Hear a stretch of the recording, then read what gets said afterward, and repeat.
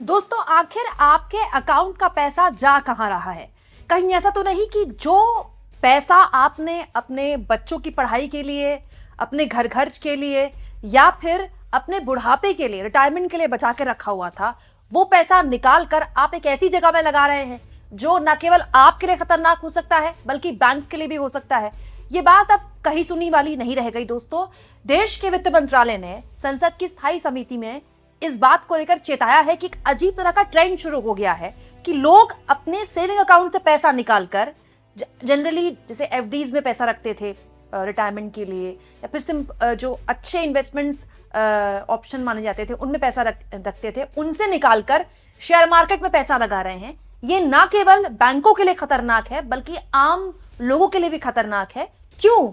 क्योंकि share market ऊपर नीचे होता रहता है। दोस्तों, वित्त मंत्रालय के इस सवाल के बाद एक और गंभीर सवाल खड़ा हो गया है कि कहीं ऐसा तो नहीं कि वित्त मंत्रालय ने यह जानकारी देने में देश को देरी कर दी, क्योंकि ना केवल करोड़ों रुपए लोगों का डूब चुका है बल्कि आप अपने ये पैसे कैसे बचा सकते हैं और कितने बड़े स्तर पर लोगों ने अपने बैंक खातों से पैसा निकाल लिया इस बीच, उसके पीछे की क्या वजह रही, सब कुछ मैं आपको तफसील से आप समझाने वाली हूं। और आसान भाषा में यह जानकारी आपको समझाएंगे वरिष्ठ पत्रकार और अर्थव्यवस्था की बहुत ही गहरी जानकारी रखने वाले पत्रकार अनिल शर्मा की। दोस्तों, इस पूरी की पूरी बातचीत को पूरा जरूर सुनिएगा, क्योंकि इसके जरिए हम आपको बताएंगे कि आप अपने बैंक खाते में पड़े पैसे को कैसे बचा सकते हैं आने वाले वक्त के लिए, जो वैसे भी बताया जा रहा है हो सकता है महामंदी का हो।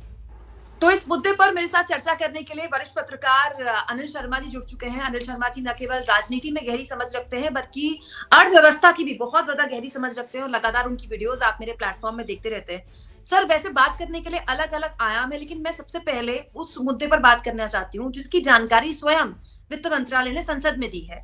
संसद में वित्त मंत्रालय ये कह रहा है कि देश में निवेश को लेकर एक नया ट्रेंड शुरू हुआ है, जो कि बैंक सेविंग अकाउंट या एफडी में पैसा लोग अब कम रख रहे हैं और अपना पैसा शेयर मार्केट संबंधी निवेश में ज्यादा दे रहे हैं, जो कि खतरनाक है। इससे आपकी हाउस होल्ड इनकम, जो आपकी हाउस होल्ड सेविंग है, मतलब एक आम घर, आपके मेरे जैसे जो सामान्य परिवार वाले लोग हैं, उनकी जो बैंक अकाउंट में सेविंग होती है या फिर जो बाकी वो एफडी वगैरह में या एलआईसी वगैरह में पैसा रखते हैं, वो सीधे इससे डैमेज हो रही है। सर, मैं ये जानना चाहती हूँ कि ये सरकार किसको चेता रही है, क्योंकि ऐसा करके सरकार बता क्या रही है? क्योंकि अगर आदमी पैसा निकालकर एफडी का शेयर मार्केट पर लगा रहा है तो वहां कौन सा उसको रिटर्न मिल रहा है?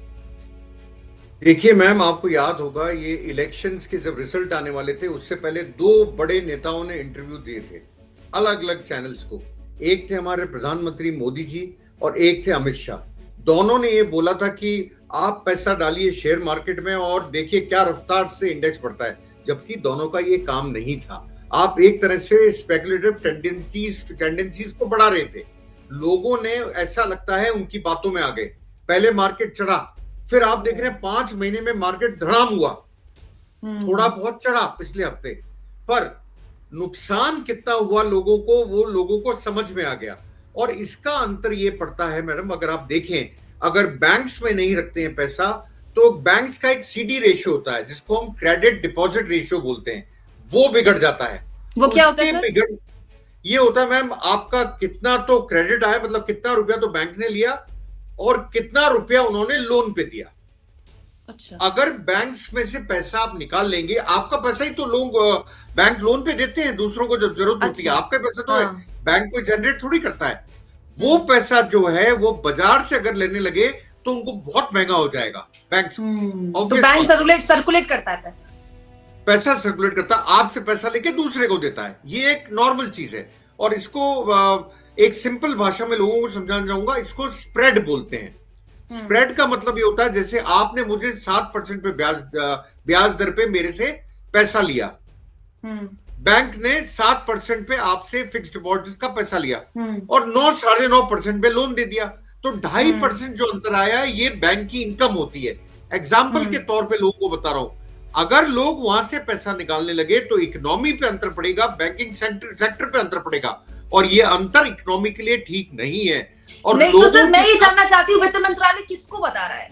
सर, लोग पैसा क्यों निकाल रहे हैं बैंकों से शेयर मार्केट में पैसा? आपने बताया कि वो मोदी और अमित शाह की बातों में आ गए, उनको लगा कि मोदी अमित शाह सही भविष्यवाणी कर रहे हैं। लेकिन सच्चाई तो ये भी है ना सर कि वहां भी कुछ नहीं मिला, शेयर मार्केट में पैसा डूब गया, तो बेसिकली एक आम आदमी का पैसा डूबा है ना ये।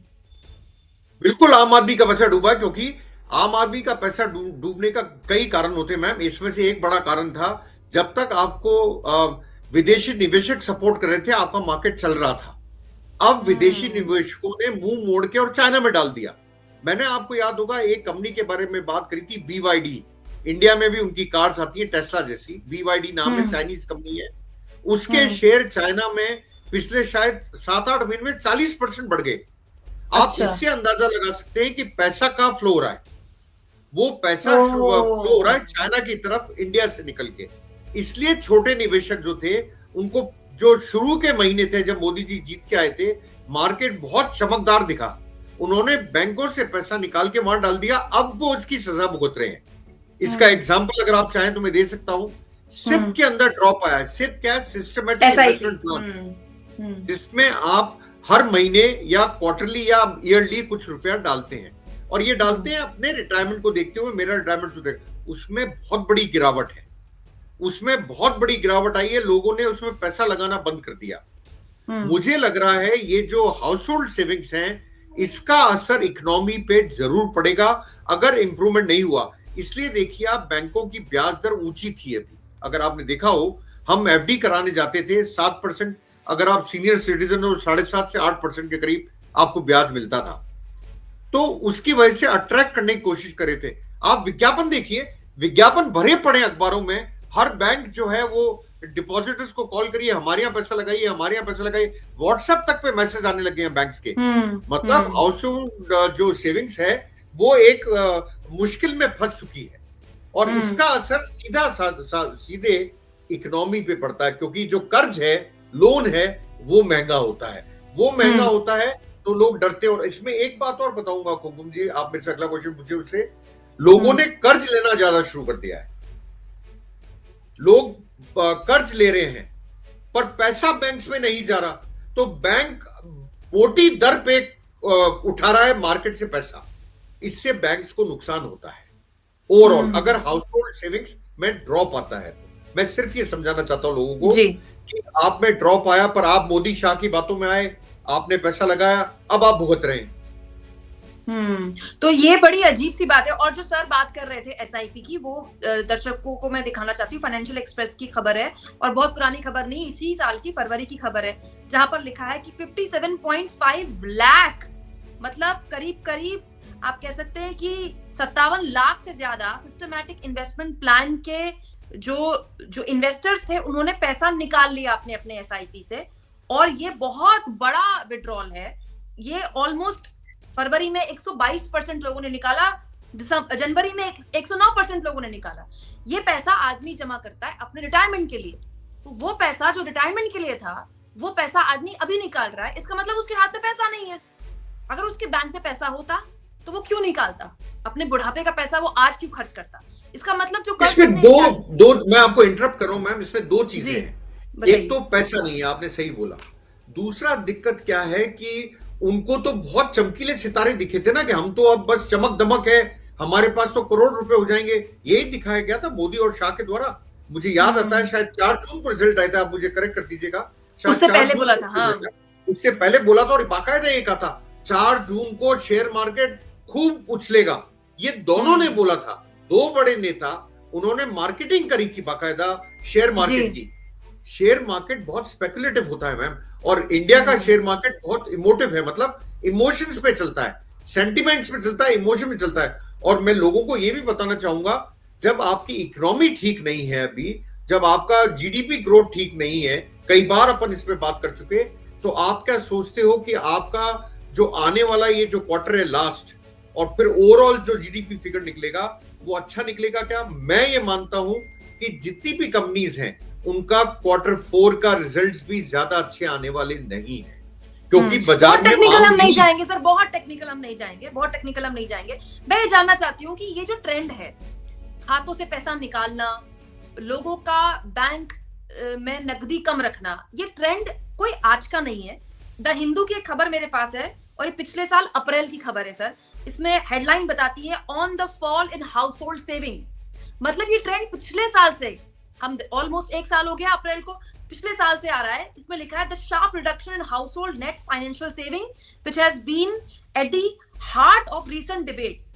मतलब वो हमारे दोस्त सर, हमारे जो समाज में बाय डिफॉल्ट हमारे वहां चलन है कि हम घर में बचत करते हैं, थोड़ा पैसा बैंक में रखते हैं। हमें साइकोलॉजिकली हमें वो एक कॉन्फिडेंस देता है कि भाई मेरे अकाउंट में इतना पैसा है। थोड़ा बहुत घर की गृहिणी भी बचा कर रखती है। उस हाउस होल्ड सेविंग में कमी आई है। ये ट्रेंड कोई 6 महीने पहले नहीं, 1 साल से दिखाई दे रहा है। जितने भी लोगों की सेविंग कम हो रही है, ये सारे लोग थोड़ी शेयर मार्केट में पैसा लगा सकते हैं। सबके थोड़ी डीमैट अकाउंट होते हैं। वही आपको समझाना चाह रहा हूं। इसका एक बहुत बड़ा कारण था, आप खुद न्यूज कर चुके हैं, आपको मेरे से ज्यादा समझ है। 100 करोड़ लोगों के पास तो डेली के खर्चे के लिए पैसा है, सिर्फ आगे वो सोच ही नहीं सकते। तो जब ये हालत है कि लोगों के हाथ में पैसा नहीं है, तो वो हाउस होल्ड सेविंग क्या करेंगे, कहां से करेंगे? आप इस चीज को समझने की कोशिश कीजिए। इसके साथ में एक पॉइंट जोड़ना चाहूंगा, इसमें भी आपने ही लीड दी थी कुमकुम जी, और आपने ही शो करे थे। आपको ध्यान होगा एक शो अपने यहाँ हुआ था जिसमें अपने बताया था कि कॉर्पोरेट्स के प्रॉफिट जितने बढ़े उसके हिसाब से लोगों की सैलरी वेजेस नहीं बढ़ी। इकोनॉमिक सर्वे ने सरकार ने खुद बताया था।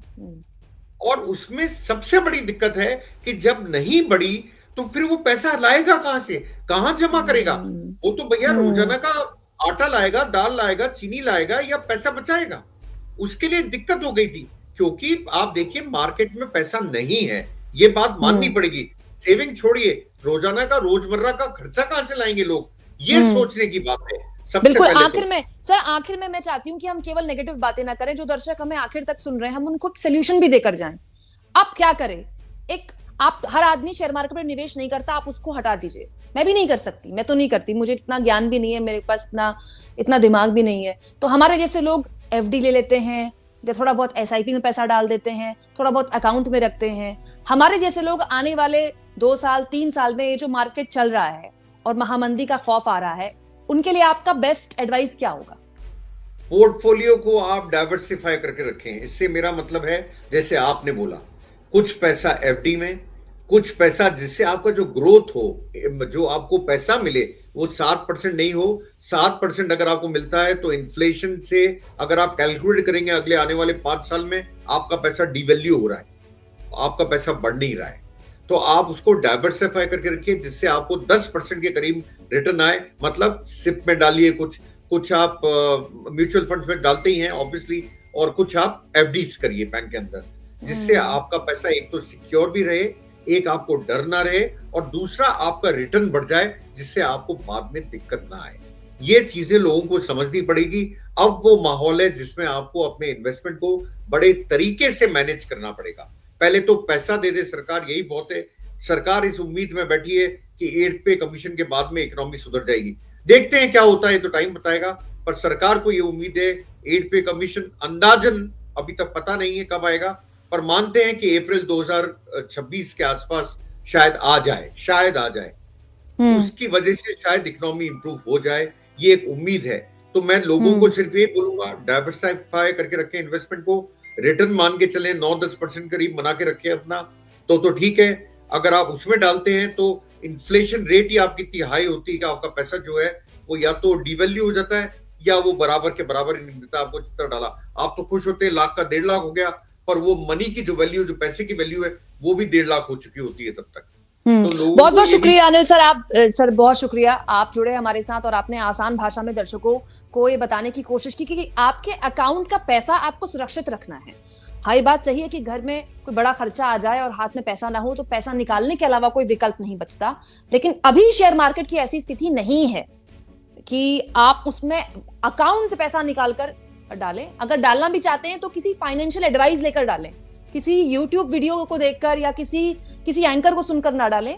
और जैसा कि मैं लगातार कहती हूँ कि मैं कभी भी शेयर मार्केट में कहाँ इन्वेस्ट करना और क्या नहीं करना, उसको तो मैं खैर कभी भी आगे एडवाइस करती नहीं। बहुत शुक्रिया अनिल सर, आप जुड़े हमारे साथ।